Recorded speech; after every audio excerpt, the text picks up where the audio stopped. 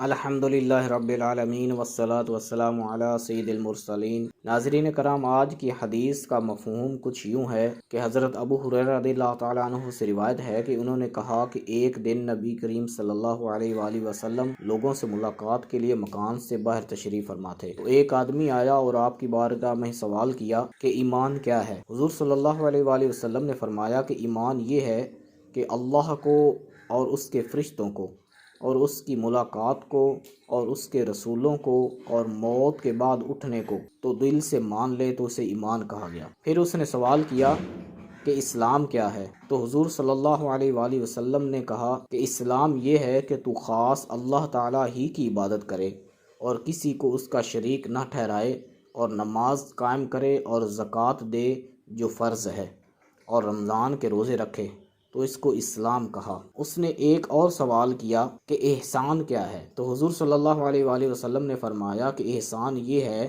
کہ تو اللہ کی عبادت اس طرح کرے گویا کہ تو اللہ تعالیٰ کو دیکھ رہا ہے، بس اگر تو اس کو نہیں دیکھتا تو اس طرح عبادت کر کہ وہ تجھ کو دیکھ رہا ہے۔ پھر اس نے کہا، یعنی اس نے ایک اور سوال پوچھا کہ قیامت کب آئے گی؟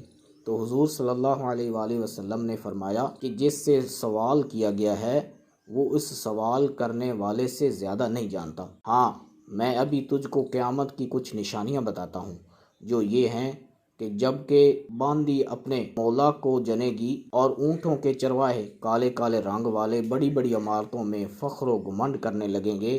یہ علم قیامت ان 5 چیزوں میں سے ہے جن کو خدا کے سوا کوئی نہیں جانتا۔